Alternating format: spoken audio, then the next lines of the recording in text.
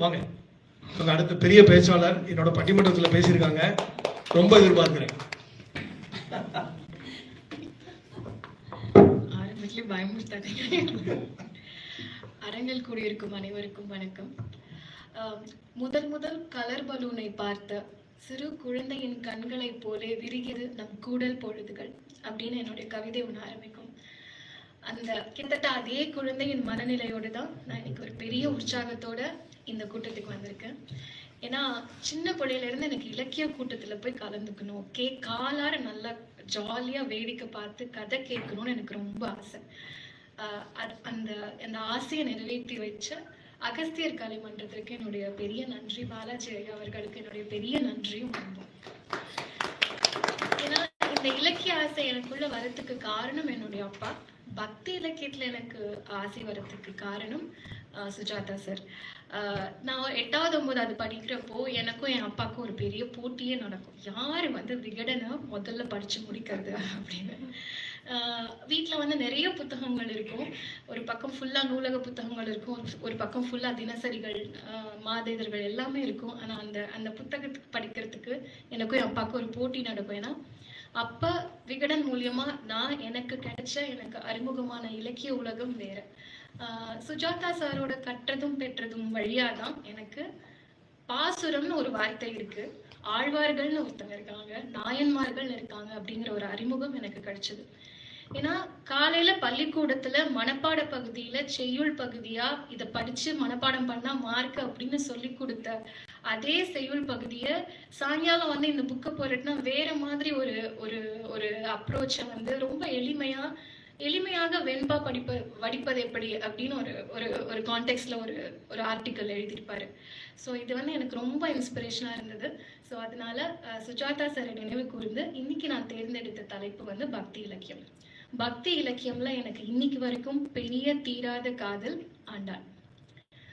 ஆண்டாள் பத்தி பேசணும்னா அது அவங்க ஒரு பெரிய கடல். அந்த அளவுக்கு எனக்கு 5 நிமிடத்துல சுருக்கிற அளவுக்கு எனக்கு விவரமும் பத்தாது, அனுபவம் இல்லை. அதனால இன்னைக்கு வரைக்கும் ஆண்டாளை பத்தி படிக்கும் போது அவங்க எழுதினதுல எனக்கு பிடிச்ச வரிகள், என்ன பாதிச்ச வரிகள் என்னென்ன அப்படிங்கறத பத்தி தான் நான் இன்னைக்கு என்னோட பேச்சை வடிவமைச்சிருக்கேன். ஆண்டாள் பத்தி எல்லாருக்கும் ஒரு புரிதல் இருக்கும். அரங்கனோட காதலி, பிராட்டி, தாயார், நாச்சியார். என்னை பொறுத்த வரைக்கும் ஆண்டாள் இஸ் அ ஹோப், நம்பிக்கை. நான் கல்லூரி காலத்துல இருக்கும் பொழுதுதான் எனக்கு ஒரு பெரிய ஒரு வடிகாலா இருந்தது ஆண்டாளுடைய பாடல்கள். ஏன்னா அப்ப வாரணமாயிரம் படம் வந்தது. இந்த வார்த்தை எங்கேயோ கேட்டிருக்கோமே அப்படின்னு சொல்லி பார்க்கும்போதுதான் எனக்கு அந்த பாடலை போய் படிக்கணும் அப்படிங்கிற ஆர்வம் வந்தது. முதல்ல அந்த பாடலை படிச்சோடனே கனா கண்டேன் தோழி நான் அப்படிங்கிற அந்த வரி எனக்குள்ள ஏற்படுத்தின கிளர்ச்சி இன்னைக்கு வரைக்கும். ஏன்னா கல்லூரி சமயத்துல நம்ம எல்லாருக்கும் காதலை பத்தியும் திருமணத்தை பத்தியும் ஒரு நாடகத்தனமான சினிமாத்தனமான கற்பனை இருக்கும். நம்ம கல்யாணம் எப்படி நடக்கணும், இன்னைக்கு இருக்கிற இளைஞர்கள் சொல்றாங்கல்ல பீச் வெட்டிங், அதுக்கப்புறம் தீம் வெட்டிங். அந்த வரி படிக்கும் போது எனக்கு அப்படிதான் இருந்தது. பிரீத்தி, நான் யாரு தெரியுமா, என்னோட கல்யாணம் எப்படி நடக்கணும் தெரியுமா, 1000 யானை அப்படி இருக்கும், நடுவுல ஆஜானு பாகுவா என் ஹீரோ என் கையை பிடிப்பான் அப்படின்ற அந்த வரி கொடுத்த அந்த கிளர்ச்சி, அந்த காதல் இன்னும் இருக்கு. ஆமா. அதுக்கு அடுத்தது இம்மைக்கும் மறுமைக்கும் மட்டும் இல்ல, 7 பிறவிக்கும் என்னோட தாள் பிடிச்சு அங்க அம்மி பிடிக்கிறான் பாரு, அம்மி வச்சு நான் கால் பிடிக்கிறேன்ல, அப்படி நான் கனா கண்டேன் தோழின்னு அப்படின்னு அந்த வரி படிக்கும் போது அப்போ ஆண்டாள் எங்கேயோ பின்னாடி பழைய செஞ்சுரி ஆள் இல்ல, ஆண்டாள் என்னுடைய தோழி. ஏன்னா நான் கண்ட கனவும் இப்படிதான். ஒரே டிஃப்ரென்ஸ், ஆண்டாளுக்கு அவங்க யாரை கல்யாணம் பண்ணிக்க போறாங்கன்னு தெரிஞ்சது, எனக்கு அப்போ தெரியாது. ஸோ நானும் ஆண்டாளும் கண்ட கனவு ஒண்ணுதான். அப்போ ஆண்டாள் என்னுடைய தோழி, அப்படியா கனவு கண்டா பழிச்சிருமா அப்படின்னு எனக்கு ஒரு கேள்வி. இன்னைக்கு நம்மளுடைய செல்ஃப் மோட்டிவேஷன் புக்ஸ் எல்லாம் சொல்ற விஷயம் மேனிஃபெஸ்டேஷன். ஆனா அப்பவே மேனிஃபெஸ்ட் பண்ண அது கண்டிப்பா நடக்கும் அப்படின்னு ஒரு பெரிய நம்பிக்கையை ஏற்படுத்தினது ஆண்டாள். கொஞ்ச காலகட்டத்துல பாரதியாரும் அங்க பண்ணாரு, ஆடுவோமே பள்ளு பாடுவோமே ஆனந்த சுதந்திரம் அடைந்து விட்டோம் என்று. இன்னைக்கு வரப்போதா அடுத்த நாள் வரப்போதான் தெரியல, இப்பவே ஆடு ஜாலியா பண்ணலாம் அப்படின்ற ஒரு நம்பிக்கையை விதிச்ச அந்த மேனிஃபெஸ்டேஷன். இப்ப நான் ஆண்டாள்கிட்ட கேட்டேன், சரி கனவு கண்டுட்டேன், அப்படின்னு நான் கேட்டபோது ஆண்டாள் சொன்னது, எனக்கு என்ன ஈஸியா நடந்துன்னு நினைச்சியா, நான் என்னெல்லாம் பண்ண தெரியுமா அப்படின்னு. நீ எடுத்த உடனே நடுவுல இருக்கிறது படிக்கிறவா, ஃபர்ஸ்ட் கொண்டு போய் உனக்கு காட்டுற அப்படின்னு எனக்கு திருப்பாவே. மார்கழி திங்கள் மதி நிறைந்த நன்னாளால். சரி, ஓகே, நீ பாவை விரதம் பண்றியா, ஓகே. இதுல ஒரு லைன், நாராயணனே நமக்கே பறை தருவான். அந்த வரியில நான் அந்த வரியை புரிஞ்சுக்கிறதுக்கு எனக்கு வெகு காலம் ஆச்சு. ஏன்னா நாராயணனே நமக்கே பறை தருவான், நாராயணன் நமக்கு பறை தருவான்னு சொல்லியிருக்கலாம். முதல்ல பறைனா என்ன? பறைனா விருப்பம் அப்படிங்கிற ஒரு அர்த்தத்தை அங்க நமக்கு தமிழ் தருது. பறைனா உன் மனசுல நினைச்சது நடக்கும். சரி, ஓகே, நாராயணன் நமக்கு பறை தருவான்னு, அது என்ன நாராயணனே நமக்கே? அப்போனா எனக்கு ஒரு புரிதல் வரத்துக்கு டைம் ஆச்சு. ரொம்ப காலம் கழிச்சுதான் எனக்கு அது தெரிஞ்சது. என்னன்னா, ஒரு எக்ஸாம்பிள்ல சொல்றேன். இப்போ உமா என்னோட தோழி. இப்ப நான் உமா கிட்ட கம்பராமாயணம் புக்கு கேட்டிருக்கேன்னு, அவங்க எனக்கு கம்பராமாயணம் புக்கு தந்துட்டாங்க. இப்ப இன்னொரு தோழி ஏங்க நீங்க ரொம்ப நாளா தேடிட்டு இருந்தீங்களா, கம்பராமாயணம் புக்கு கிடைச்சிச்சா? உமாவே எனக்கு தந்துட்டாங்க அப்படின்னு நான் சொல்றேன். அப்பனா என்ன அர்த்தம்? அந்த புக்கு, நான் எனக்கு கேட்ட புக்கு உமாவே எனக்கே தந்துட்டாங்க, வேற யாரும் தர வேண்டாம், எனக்கே தந்துட்டாங்க. அப்பனா எனக்கு மட்டும்தான் அது, வேற யாருக்கும் அது இல்லை. ஸோ அப்பனா பிரேக்கிங் த ஃபோர்த் வால் அப்படின்னு தியேட்டர்ல ஒரு இது சொல்லுவாங்க. அதாவது நடிக்கிற கேரக்டர்ஸ் திடீர்னு ஸ்ட்ரெயிட்டா டிவி ஆடியன்ஸை பார்த்து அவங்களுடைய கருத்தை சொல்லுவாங்க. ஃபார் எக்ஸாம்பிள் கெவின் ஸ்பேசியோட நெட்ஃபிளிக்ஸ் ஹவுஸ் ஆஃப் கார்ட்ஸ்ல அப்படின்னா டிசைன் பண்ணியிருப்பாங்க. அதே மாதிரி அந்த பாடலை படிக்கும் போது எனக்கு ஆண்டாள் பிரேக்கிங் த ஃபோர்த் வால், அவ யாருக்கும் எழுதலை, எனக்கு எழுதியிருக்கா.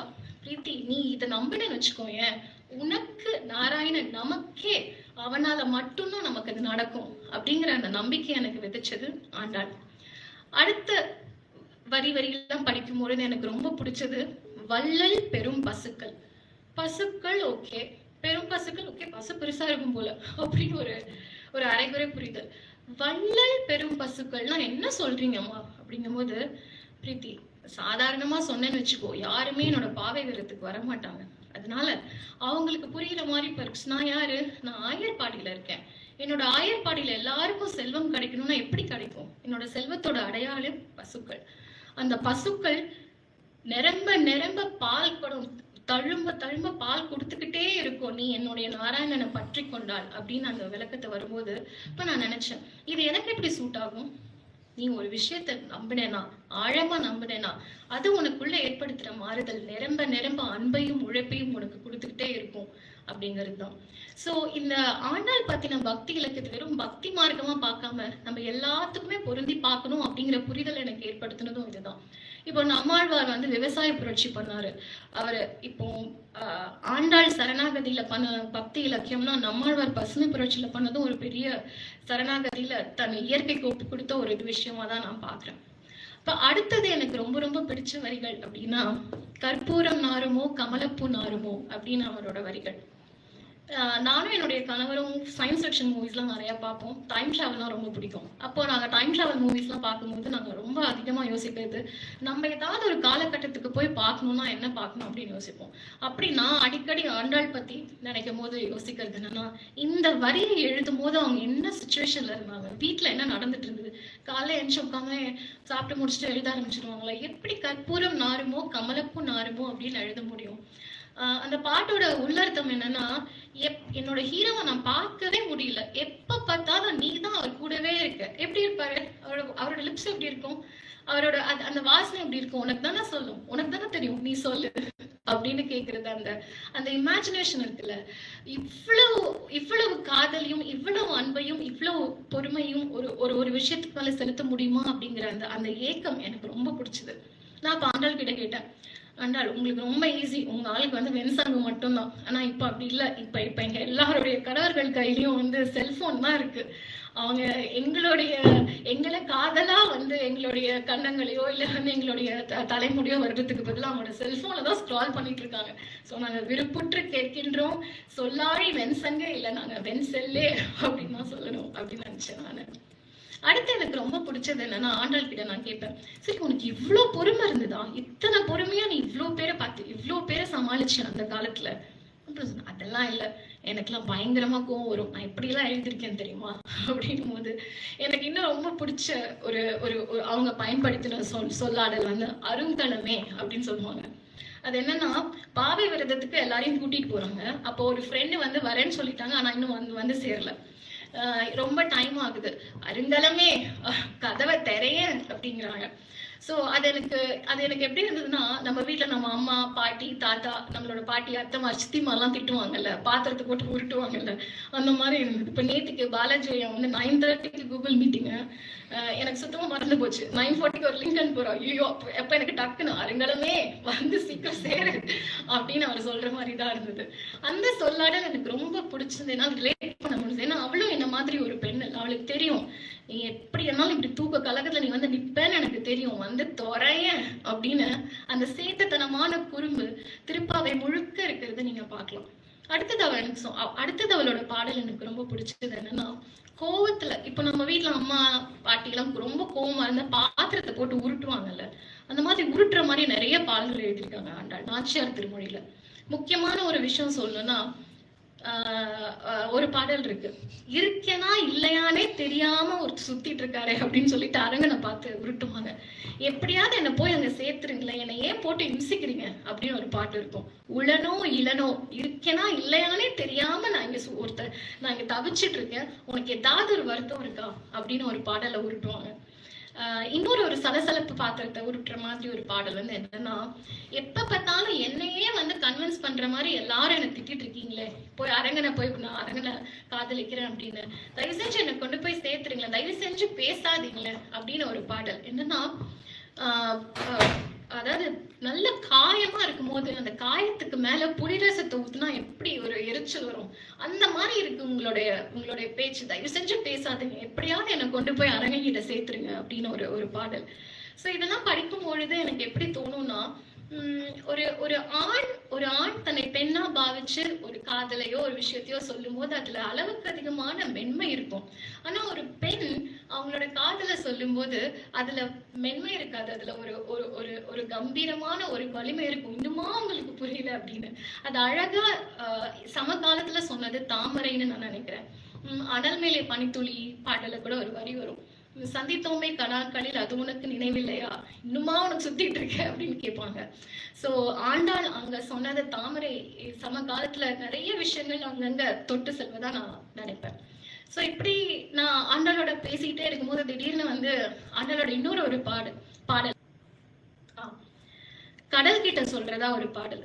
ஏன்னா அவங்களால வந்து எரிச்சல் தாங்க முடியல, சுத்தி இருக்கவங்களுடைய தொந்தரவு தாங்க முடியல. அப்ப அவங்க சொல்றாங்க, உன்னை உருக்கி உன்னை கடைஞ்சுதானே வந்து அமுதத்தை எடுத்தாங்க, அதே மாதிரி என்ன ஒருத்தன் கடைஞ்சு என்னோட உயிரை ஒருத்தன் எடுத்துட்டு இருக்கான், ஆனா அவனுக்கு தான் என்னுடைய நடலைகள்லாம் நான் கொடுக்குறேன்னு சொல்லிட்டு இருக்கேன், ஆனா இவங்க எல்லாம் கேட்க மாட்டேங்கிறாங்க அப்படின்னு ஒரு பாடல். அந்த நடலைகள் அப்படிங்கிற வார்த்தை என்னை ரொம்ப துன்புறுத்துச்சு ரொம்ப நாளா. எப்படி இப்படி ஒரு பெண்ணால வந்து கற்பனை பண்ணிக்க முடியும், பெண்ணால மட்டும்தான் இதை சொல்ல முடியும், என்னுடைய வாழ்வு, என்னோட துன்பம், என்னுடைய வலி எல்லாமே உனக்கு தான் நான் கொடுத்துருக்கேன், இன்னுமா உனக்கு அந்த வலி புரியல அப்படிங்கிற அந்த ஏக்கம். நான் ஆண்டாள் கேட்டேன், எப்படி உங்களால இப்படி எழுத முடிஞ்சதுன்னு. உங்ககிட்ட பதில் எதுவுமே இல்லை. அப்ப பார்த்தேன், என்ன ஆண்டாள்கிட்ட இந்த பதிலே வரல அப்படின்னு பார்த்தா, அந்த ஸ்ரீவல்லிபுத்தூர் வீட்டுல அப்பா அங்க சைட்ல தூங்கிட்டு இருக்காரு, பெரியாழ்வார் தூங்கிட்டு இருக்காரு, ஆண்டாள் எங்க அப்படியே கிறக்கத்துல மயக்கமா சுந்தர தோளுடைய சுழலில் இருந்து நான் உய்தும் எங்களோ அப்படின்னு எழுதிட்டு இருந்தாங்க. நான் அவங்களை டிஸ்டர்ப் பண்ண விரும்பல, ஏன்னா சுந்தர தோளுடையான் சூழ்ந்தவளில் இருந்து சுழலில் இருந்து நான் எப்போ வெளியே வர போறேன்னு எனக்குமே தெரியல. அதனால பேச வாய்ப்பளித்தமைக்கு ரொம்ப நன்றி. இன்னும் ஆண்டாளை பத்தி பேசுறதுக்கு நிறைய இருக்கு, ஜஸ்ட் ஒரு ஓவர்வியூ மாதிரி பேசினேன். இந்த வாய்ப்பளித்ததுக்கு ரொம்ப நன்றி.